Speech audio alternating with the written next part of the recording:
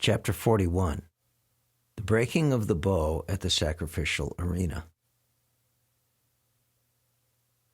After leaving the florist's place, Krishna and Balaram saw a hunchbacked young woman carrying a dish of sandalwood pulp through the streets. Since Krishna is the reservoir of all pleasure, he wanted to make all his companions joyous by cutting a joke with the hunchbacked woman. Krishna addressed her. "O tall young woman, who are you? Tell me, for whom are you carrying this sandalwood pulp in your hand? I think you should offer this sandalwood to me, and if you do so, I am sure you will be fortunate." Krishna is the Supreme Personality of Godhead, and he knew everything about the hunchback. By his inquiry, he indicated that there was no use in serving a demon. One had better serve Krishna and Balaram and get rid of the result of sins. The woman replied to Krishna, "My dear Shyamasundar, dear beautiful dark boy, you may know that I am engaged as maidservant of Kamsa. I am supplying him pulp of sandalwood daily. The king is very pleased with me for supplying this nice thing. But now I see that there is no one who can better be served by this pulp of sandalwood than you two brothers." Being captivated by the beautiful features of Krishna and Balaram, their talking, their smiling, their glancing, and other activities, the hunchback woman began to smear the pulp of sandalwood over their bodies with great satisfaction and devotion. The two transcendental beggars, Krishna and Balaram, were naturally beautiful and had beautiful complexions, and they were nicely dressed in colorful garments. The upper portions of their bodies were already very attractive, and when the hunchbacked woman smeared their bodies with sandalwood pulp, they looked even more beautiful. Krishna was very pleased by this service, and he began to consider how to reward her. In other words, in order to draw the attention of the Lord, the Krishna-conscious devotee has to serve him in great love and devotion. Krishna cannot be pleased by any action other than transcendental loving service unto him. Thinking like this, Lord Krishna pressed the feet of the hunchback woman with his toes, and capturing her cheeks with his fingers, gave her a jerk in order to make her straight. At once, the hunchbacked woman looked like a beautiful, straight girl, with broad hips, thin waist, and very nice, well-shaped breasts. Since Krishna was pleased with the service of the hunchback woman, and since she was touched by Krishna's hands, she became the most beautiful girl among women. This incident shows that by serving Krishna, the devotee immediately becomes elevated to the most exalted position. In all respects, devotional service is so potent that anyone who takes to it becomes qualified with all godly qualities. Krishna was attracted to the hunchback woman not for her beauty, but for her service. As soon as she rendered service, she immediately became the most beautiful woman. A Krishna-conscious person does not have to be qualified or beautiful. After becoming Krishna-conscious and rendering service unto Krishna, he becomes very qualified and beautiful. When the woman was turned by Krishna's favor into an exquisitely beautiful young girl, she naturally felt very much obliged to Krishna, and she was also attracted by his beauty. Without hesitation, she caught the rear part of his cloth and began to snatch it. She smiled flirtatiously and admitted that she was agitated by lusty desires. She forgot that she was on the street and before the elder brother of Krishna and his friends. She frankly proposed to Krishna, "My dear hero, I cannot leave you in this way. You must come to my place. I am already very much attracted to your beauty, so I must receive you well, for you are the best among males. You must also be very kind upon me." In plain words, she proposed that Krishna come to her home and satisfy her lusty desires. Krishna, of course, felt a little bit embarrassed in front of his elder brother, Balaram, but he knew that the girl was simple and attracted. Therefore, he simply smiled at her words. Looking towards his cowherd boyfriends, he replied to the girl, "My dear beautiful girl, I am very much pleased by your invitation, and I must come to your home after finishing my other business here. Such a beautiful girl like you is the only means of solace for a person like me, for I am away from home and not married. Certainly, as a suitable girlfriend, you can give us relief from all kinds of mental agitation." Krishna satisfied the girl in this way with sweet words. Leaving her there, he began to proceed down the street of the marketplace, where the citizens were prepared to receive him with various kinds of presentations, especially betel nuts, flowers, and sandalwood. The mercantile men in the market worshipped Krishna and Balaram with great respect. When Krishna was passing through the street, all the women in the surrounding houses came to see him, and some of the younger ones almost fainted, being captivated by his beauty. Their hair and tight dresses loosened, and they forgot where they were standing.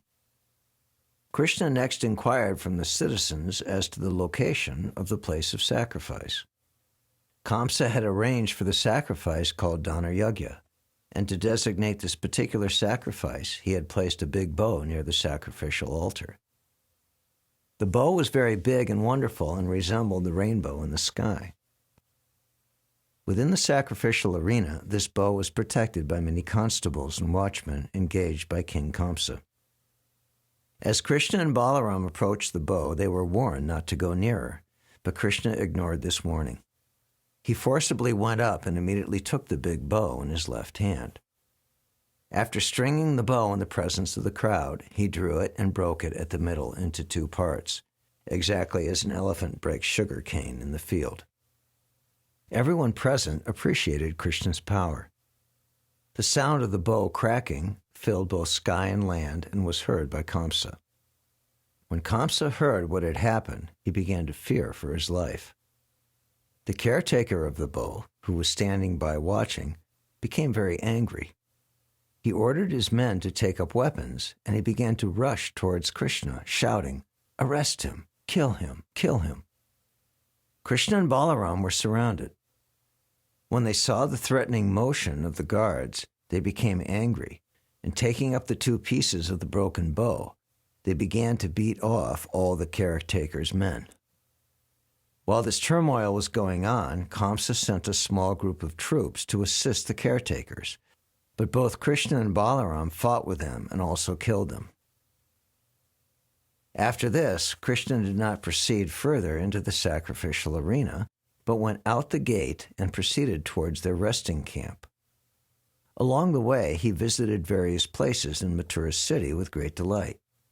Seeing the activities and wonderful prowess of Krishna, all the citizens of Mathura began to consider the two brothers to be demigods who had come down to Mathura, and they all looked upon them with great astonishment. The two brothers strolled carefree in the street, not caring for the law and order of Kamsa. When evening came, Krishna and Balaram, with their cowherd boyfriends, went to the outskirts of the city where all the cars were assembled. Thus, Krishna and Balaram gave some preliminary hints of their arrival to Kamsa, and he could understand what severe type of danger was awaiting him the next day in the sacrificial arena. When Krishna and Balaram were going from Vrindavan to Mathura, the inhabitants of Vrindavan had imagined the great fortune of the citizens of Mathura in being able to see the wonderful beauty of Krishna, who is worshipped by his pure devotees as well as the goddess of fortune. The fantasies of the residents of Vrindavan were actually realized, for the citizens of Mathura became fully satisfied by seeing Krishna. When Krishna returned to his camp, he was taken care of by servants who washed his lotus feet, gave him a nice seat, and offered him milk and palatable dishes of foodstuffs. After taking supper and thinking of the next day's program, he very peacefully began to take rest. Thus he passed the night there.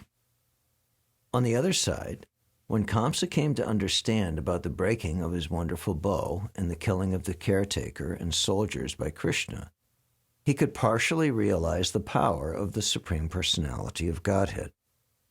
He could realize that the eighth son of Devaki had appeared, and that now his death was imminent. Thinking of his imminent death, he could not rest the entire night. He began to have many inauspicious visions, and he could understand that both Krishna and Balaram, who had approached the precincts of the city, were his messengers of death. Kamsa began to see various kinds of inauspicious signs, both awake and dreaming. When he looked in the mirror, he could not see his head, although the head was actually present. He could see the luminaries in the sky in double, although there was only one set, factually. He began to see holes in his shadow, and he could hear a high buzzing sound within his ears. All the trees before him appeared to be made of gold, and he could not see his own footprints in dust or muddy clay. In dream, he saw various kinds of ghosts being carried in a carriage drawn by donkeys. He also dreamed that someone gave him poison, and he was drinking it. He dreamed also that he was going naked with a garland of flowers and was smearing oil all over his body. Thus, as Kamsa saw various signs of death, both awake and sleeping, he could understand that death was certain, and thus in great anxiety he could not rest that night. Just after the night expired, he busily arranged for the wrestling match. The wrestling arena was nicely cleansed and decorated with flags, festoons, and flowers, and the match was announced by the beating of kettle drums. The platform appeared very beautiful due to streamers and flags. Different types of galleries were arranged for respectable persons, kings, Brahmins, and Kshatriyas. The various kings had reserved thrones, and others had arranged seats also. Kamsa finally arrived, accompanied by various ministers and secretaries, and he sat on the raised platform especially meant for him. Unfortunately, although he was sitting in the center of all governing executive heads, his heart was palpitating in fear of death. Cruel death evidently does not care even for a person as powerful as Kamsa. When death comes, it does not care for anyone's exalted position.